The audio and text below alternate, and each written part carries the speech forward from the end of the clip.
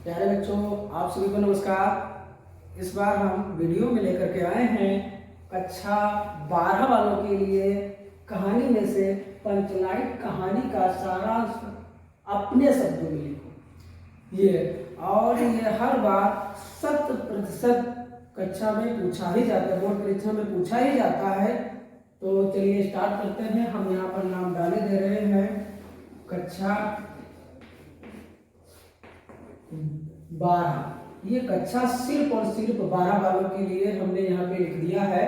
और आप जो है बड़े ध्यान पूर्वक इसको सुनना। ये कहानी जरूर पूछी जाती है और अधिकतर पूछा जाता है इसका सारांश पर पूछा जाता है कि पंचलाइट कहानी का सारांश अपने शब्दों में लिखिए। इस तरीके से पूछा जाता है। तो अब हम स्टार्ट करते हैं। और ये जरूर आता है, यानी 100%, और लगभग ये 6 अंक का आता है। लगभग ये 6 अंक का परीक्षा में जरूर पूछा जाता है। तो अब इसमें क्या है, पहले जो है हम ये क्या किसने लिखी है, ये जो है फणीश्वर नाथ, ध्यान रखिए, फणीश्वर नाथ द्वारा रचित एक आंतरिक घटना है।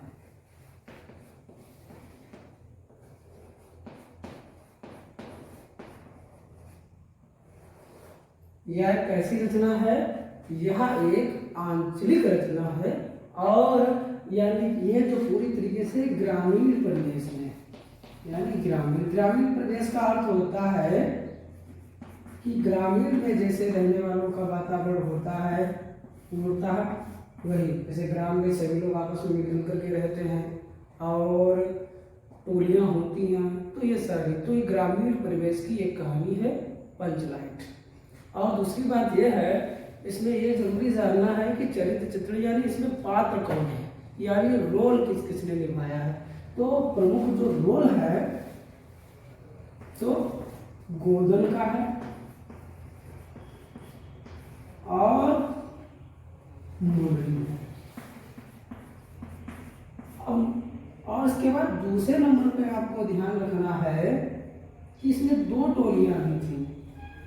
एक थी ब्राह्मण टोली और तीसरे नंबर पर महतो टोली।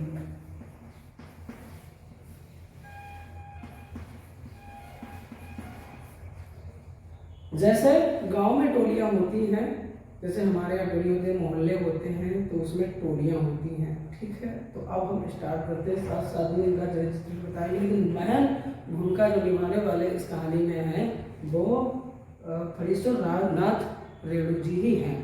ठीक है, अब इसके बाद हम स्टार्ट करते हैं और स्टार्ट करते हुए आपको बताते हैं कि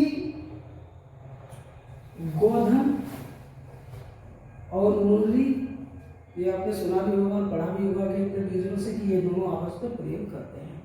और ये किस टोली के रहने वाले होते हैं, तो ये जो है इस टोली के रहने वाले होते हैं। ठीक है, तो स्टार्ट करते हैं। तो ये सर्गों में इसको हमने डिवाइड किया है, यानी कि ये हमने सर्ग लिखे हुए हैं। तो हम प्रथम सर्ग में आपको याद रखना है कि पंचलाइट का खरीदा जाना, पंचलाइट का खरीदा जाना। ठीक है, पंचलाइट का खरीदा जाना।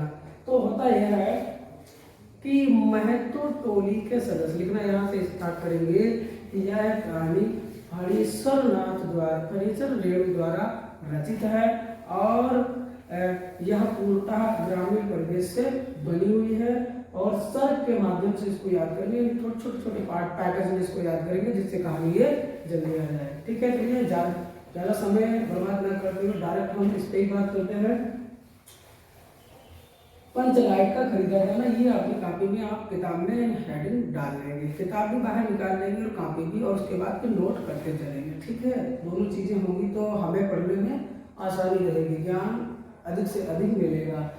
तो होता यह है कि महतो टोली के सदस्य रामनवमी के मेले पर, ध्यान रखिएगा, रामनवमी,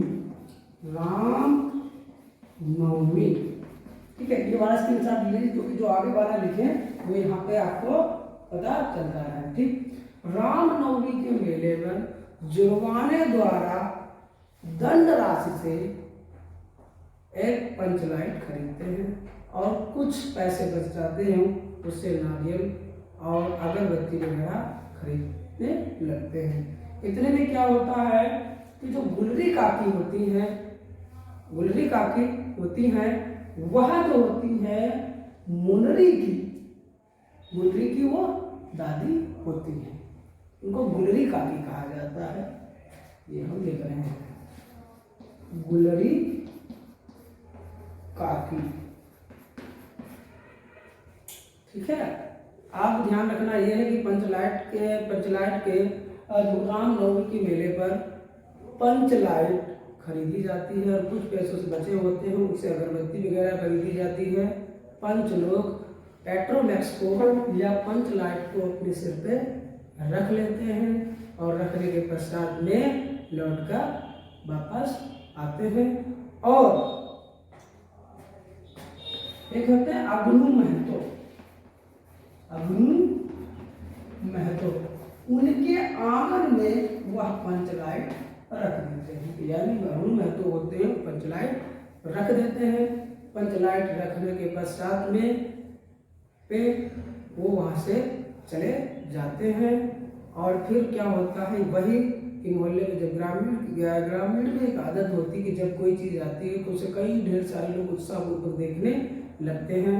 तो इतने में ही जो है गांव के मोहल्ले के लोग जो है उसको देखने के लिए चले आते हैं। तो आपको पहले से भी याद रखना है पंचलाइट का खरीदा जाना।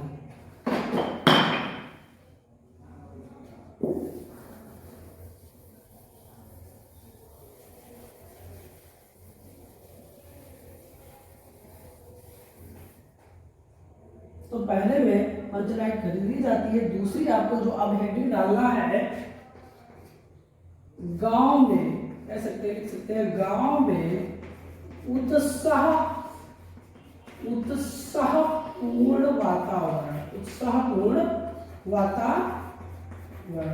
गांव में उत्साहपूर्ण वातावरण होता है। तो पहली हेडिंग में आपको ये ध्यान रखना कि पंचलाइट का खरीदना रामनवमी के मेले पर पंचों द्वारा अग्नू महतो दंड की जुर्माने राशि से पंचलाइट खरीदते हैं और बचे हुए पैसों से कुछ अगरबत्ती नारियल वगैरह खरीदते हैं और उसको अग्नू महतो पंच जो होते हैं उसको पंचलाइट को या पेट्रोमैक्स को अपने सिर पे रख लेते हैं और रखने के पश्चात में गांव आते हैं और गांव आने के बाद में गुलरी काकी के दरवाजे के बाहर रख देते हैं। बस इतनी कहानी है। दूसरी बात है कि गांव में उत्साहपूर्ण वातावरण, जब पंचलाइट खरीद ली जाती है तो उसको देखने के लिए मोहल्ले वाले कई ढेर सारे लोग आते हैं और आने के पश्चात में उसके चारों तरफ घेर लेते हैं, कुछ लोग छूने लगते हैं। तो इतने में ही जो है गांव के कुछ लोग मना करते हैं कि नहीं, आप इसको मत छूइए वरना इसको नुकसान हो जाएगा, आप दूर रहिए। तो फिर क्या होता है कि कुछ जो छोटे बच्चे होते हैं वो दंग करने लगते हैं, माहौल होता ही है गांव का, दंग करने लगते हैं। इतने में जो है गुलरी काकी कुछ सहेलियों के साथ आती हैं और गोसाई का गीत गाने लगती हैं। तो यहाँ पर यह था कि गांव में बहुत ही उत्साहपूर्ण वातावरण था। तो ये इतना याद करना है कि तीसरी जो आपको याद रखनी है, आपको सर्ग याद रखना है। इसको हम सर्ग भी लिख देंगे कि यहाँ पे ये पहला सर्ग हो गया और ये दूसरा सर्ग है और ये तीसरा सर्ग। तीसरे सर्ग में क्या है, पंचलाइट जलाने की समस्या, पंचलाइट जलाने की समस्या। ध्यान रखना, आप कॉपी में लिखते जाएंगे और याद करते जाएंगे।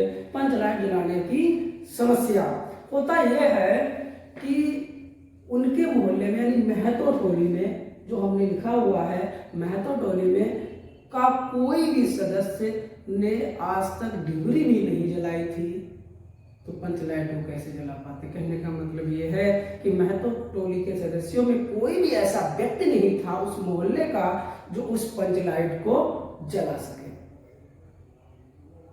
और दूसरी बात यह है कि अनजाने व्यक्ति को प्रयास करने के लिए भी नहीं दे सकते। वजह यह थी कि पंच लाइट खराब ना हो जाए। तो पंच लाइट जलाने की समस्या थी यहाँ पर, और वो चाहते थे कि पंच लाइट हम ही लोग खुद के लोग जला लें। इसमें होता यह है, दूसरा मेन पॉइंट ये है कि ब्राह्मण टोली के जो दूसरी टोली होती है ब्राह्मण टोली के लोग महतो टोली के मजाक बनाने लगते हैं। ये क्या करते हैं, ब्राह्मण टोली लोग महतो टोली की मजाक बनाते हुए कहते हैं कि इन्होंने पंचलाइट तो खरीद ली है, अब देखते हैं जलाएंगे कैसे। पंचलाइट खरीदना तो आसान है, लेकिन ये जलाएंगे कैसे। इसमें कुछ लोग ये सलाह भी देते हैं महतो टोली लोगों को, या कि अग्नि महतो को, जो इसके सदस्य होते हैं, ये सलाह देते हैं कि आप ऐसा कीजिए कि आप जो है ब्राह्मण टोली के सदस्यों से पंचलाइट आप जलवा लीजिए। तब इसमें होता यह है कि वो इनकी मजाक बनाते रहते थे। तो महतो टोली के जो सदस्य है अग्नि महतो, वो कहते हैं कि चाहे पंचलाइट जले या ना जले, सारा पैसा खराब हो जाए, हम ब्राह्मण टोली के सदस्य को किसी भी को यहाँ बुलाकर, यानी उनकी सहायता से हम पंचलाइट नहीं जलवाएंगे, भले चाहे ऐसी रहे। एक तरफ तो मजाक भी बना रहे थे, इनका मजाक भी बन रहा था। तो उन्होंने कहा कुछ भी हो हम पंचलाइट उनसे नहीं जलवाएंगे। तो कहने का मतलब ये है कि पंचलाइट जलाने की इसमें समस्या थी और कोई भी पंचलाइट जलाना नहीं जानता था। मुझे यकीन है कि आपको यहाँ तक समझ में आ गया होगा कि हमने क्या बताया। अब हम अगले बिंदु की ओर बढ़ते हैं। इतना मिटा रहे हैं, स्क्रीनशॉट ले लेना, बैक कर लेना। चलिए आप यहाँ पे लिखेंगे, अब मेन पॉइंट आया है गोधन को वापस बुलाया जाना। गोधन को वापस बुलाया जाना। अब ये गोधन कौन है? गोधन बहुत ही ये आधा अल्लड़, अल्लड़ शब्द का इस्तेमाल किया कि ये अनपढ़ है लेकिन ये योग्य व्यक्ति था। ठीक है, तो वापस बुलाया जाना इसका मतलब क्या हुआ? गोधन जो था वो ब्राह्मण टोली का सदस्य था और उसी मोहल्ले का रहने वाला था और वह मुनरी से प्रेम करता था। जब भी वह उनके दरवाजे से होकर के निकलता था तो सलीमा का गाना गाया करता था। कई दिन ऐसे ही बीत गए। एक बार होता यह है कि गुलरी काकी जो होती है, गुलरी काकी एक दिन ये देख लेती है, देखने के बाद में अग्नि महतो से शिकायत कर देती है और शिकायत करने के पश्चात में गोधन को गांव से बाहर निकाल दिया जाता है और उसका हुक्का पानी बंद कर दिया जाता है। अब वो बाहर जाकर के रहने लगता है। ये जो मुनरी थी ये भी उससे प्रेम करती थी। मुनरी जब पंचलाइट नहीं जलती है तो ये मुनरी को पता होता है कि गोधन पंचलाइट जलाना जानता है।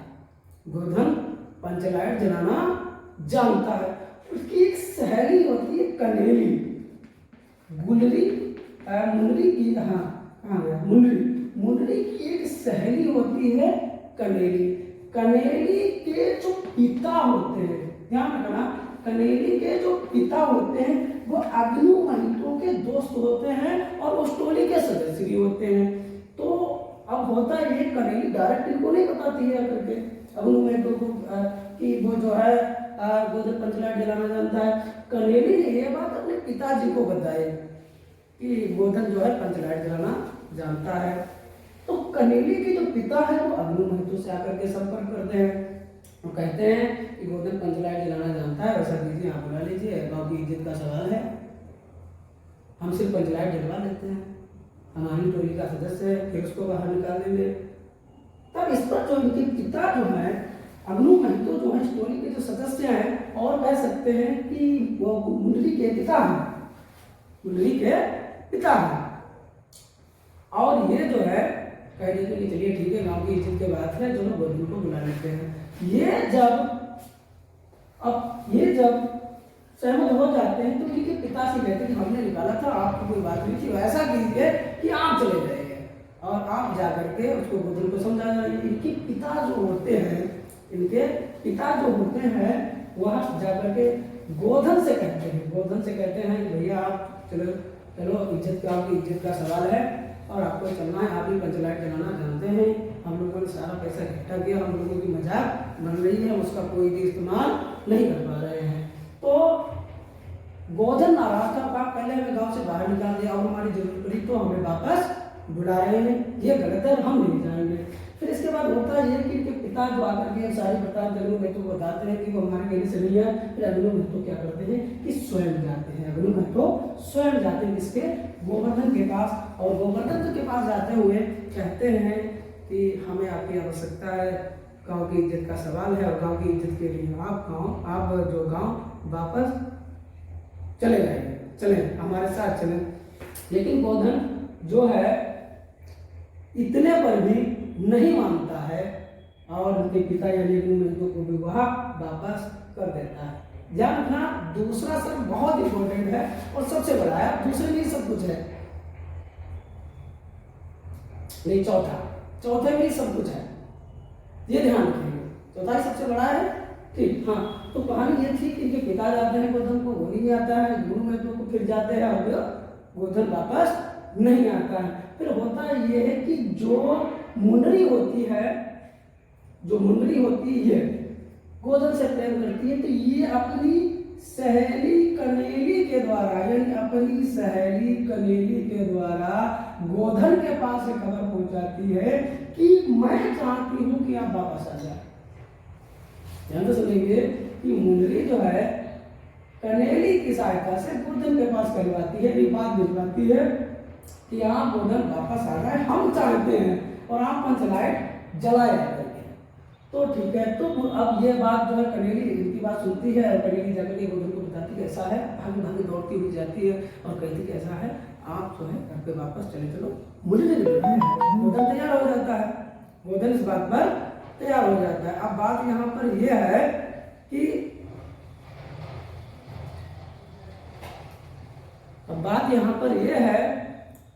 कि आपको बुलाने आए तब तो जाए, ऐसे कैसे बोल जाएंगे, तो मना कर चुके हैं, वो तो मना ही कर चुके हैं, तो जाएंगे कैसे। होता ये है कि इसमें जो है मुंडरी जो है बहुत होशियारी करती है और गुलरी काकी, यानी जो गुलरी काकी जो होती है इनसे कहती है कि आप जो है गोधन को बुला लाइए, आपकी कोई बात नहीं है और आपकी बात टालेगा नहीं। तो अब क्या होता है, गुलरी काकी घर से आउट बाहर निकलती है, अग्नि महतो से कहती है देखिए मैं जाऊंगी, मेरी बात नहीं मानेगा, मैं उसे बेटा की तरह मानती थी और ठीक है मैं जाऊंगी। अच्छा, होता यह है कि ये सहमति दे देते, गुलरी काकी जो है गोधन के पास जाती है, उन्हें बताती है कि देखिए भैया कई बातें, गांव की इज्जत का सवाल है, पंचलाइट जलाना केवल आप ही जानते हैं और वापस चले। अब गोधन पहले से ही राजी था, क्योंकि मामला तो भैया वही बात है कि बुलावा आ ही चुका था मुंडरी का कि जो है हमें अब चलना ही है, वो तो जाने के लिए तैयारी हो गई थी, क्योंकि मुंडरी ने बुलाया है ना, प्रेमिका ने बुलाया है। अब जो प्रेमिका ने बुलाया तो जाना है, तो गुलरी काकी जाती है, गोधन आराम से मान जाते हैं और कहते हैं कि आप हमारी माँ के समान हो और हम आपकी बात नहीं टालेंगे, आपसे हमारी कोई लड़ाई झगड़ा नहीं था, आपसे कोई बैर हमारा नहीं था, तो ठीक है हम चलते हैं। तो होता यह है कि गोधन जो है गाँव वापस आ जाता है, तो इस तरीके से गांव से वापस आ जाता है। ठीक है, अब अगला जो है हमारा अंतिम जो पॉइंट रहेगा, ध्यान रखेंगे, पंचलाइट का जलाया जाना। ध्यान रखेंगे, पंच लाइट का जलाया। अब इसमें क्या होता है कि पंचलाइट जलेगी और जो संघ है ये पांचवा है, ये संघ मान लीजिए, हेडिंग मान लीजिए, ये जो है पांचवा है। ठीक है, अब इसमें होता यह है कि गोधन वापस आ जाते हैं, आ जाने के बाद में जो है गांव में चारों खुशी का माहौल होता है, क्योंकि गोधन पंचलाइट जलाना जानता है और अब वह जल्दी जाएगी, अब उन्हें अधिक इंतजार नहीं करना पड़ेगा। इसके लिए क्या करते हैं, वो पंचलाइट सामने रखी जाती है, ये मान लीजिए पंचलाइट है, पंचलाइट सामने रखी जाती है। और वह स्प्रिट मांगता है, एक होता है स्प्रिट, वो स्प्रिट मांगते हैं, स्प्रिट नहीं मिलती है फिर गाँव वाले उदास हो जाते हैं। तो वह गिर्री की सहायता से, गिर्री की सहायता से वह जो है पंचलाइट को वह जला देता है, या कह सकते हैं पेट्रोमैक्स को वह जला देता है। और गांव में चारों तरफ खुशी का माहौल फैल जाता है, तो सभी लोग खुश हो जाते हैं। और अंत में अग्नि महतो होते हैं, जो हमने बताया था कि जो अग्नि महतो होते हैं, अग्नि महतो ये आकर के जो है गोधन को शाबाशी देते हैं और कहते हैं कि बेटा तुम्हारे सातों खून माँ खूब गाओ सलीमा का गाना। और वह गोधन तब से गाँव में ही रहने लगता है। तो फणीश्वर रेणु जी के द्वारा जो है इतनी ही ये कहानी है। और उसमें जो प्रमुख पात्र है वो गोधन है और मुनरी है, कह सकते हैं कनेली भी है। अगर कनेली नहीं होती तो फिर उसके बाद गोधन के पास कैसे पहुंचती। इसके बाद जो है अहम भूमिका जो इसमें रही है अग्नि महतो की भी रही है, क्योंकि उस महतो टोली के सदस्य थे और महतो टोली के सदस्य होने के कारण ही जो है गोधन को निकाला गया। और इसके बाद दूसरी बात ब्राह्मण टोली का भी इसमें महत्वपूर्ण योगदान है कि ब्राह्मण टोली अगर उनकी मजाक ना बनाते तो वह शायद ब्राह्मण की टोली के किसी सदस्य से ही पंचलाइट जलवा सकते थे, लेकिन इज्जत के कारण जो है अग्नि में तो कहते हैं कि इनसे ये पंचलाइट नहीं जलवाएंगे। और जिस कारण तो सारी संभावनाएं तैयार होती हैं कि गोधन को वापस बुलाया जाता है और वह बड़ी बुद्धिमानी के साथ पंचलाइट को जला भी देता है। आप ये कहानी आप सुनियो, क्या करेंगे, एक पेज ले लेंगे और कापी कलम ले करके बैठेंगे और ये जो है आप अलग अलग इस तरीके से लिखेंगे। और लिखने के बाद में जो पहला एक शब्द हमने बता दिया सुन लें, सुनने के बाद कापी पे लिखें, फिर दूसरा सुन लें, फिर कापी पे लिखें, फिर तीसरा सुन लें, फिर कापी पे लिखें। इस तरीके से आप पूरा शब्द लिख लेंगे। और जब आप परीक्षा में ये पूछा जाएगा तो कहानी का सारांश अपने शब्दों में, तो अपने शब्दों में लिखने के लिए इसको मिक्स करके लिखें। शब्द हमने इसलिए दिए हैं कि आप याद कर सके, थोड़ा थोड़ा आर्ट में पैकेज में याद कर सके, जिससे आपको याद करने में आसानी हो। तो ठीक है, अब समझ में आ गया हो। अगले नेक्स्ट वीडियो में हम मिलते हैं और उसमें हम आपको बताएंगे कि गोधन का चरित्र चित्रण के बारे में। और कल ही वीडियो आपको मिल जाएगा, जिससे ये परीक्षा जो होगी ये आपके लिए काफ़ी महत्वपूर्ण है। और जब ये हमारा वीडियो आप देख लेंगे, देखने के पश्चात में आपके अंक में बढ़ोतरी होगी, आपके ज्ञान में बढ़ोतरी होगी, आप अपने सपने पूरे कर पाएंगे। चलिए, हमारे हर वीडियो की सूचना जो आपको जल्दी मिल सके, इसके लिए आपका सब्सक्राइब करना बहुत ही आवश्यक है। आप सब्सक्राइब करें, कमेंट करें, लाइक करें, शेयर करें, तभी जो है आपका हमें प्यार मिल पाएगा और हमारे सारे वीडियो की अपडेट आपको सबसे पहले होगी। तो आज तक के लिए धन्यवाद, नमस्कार।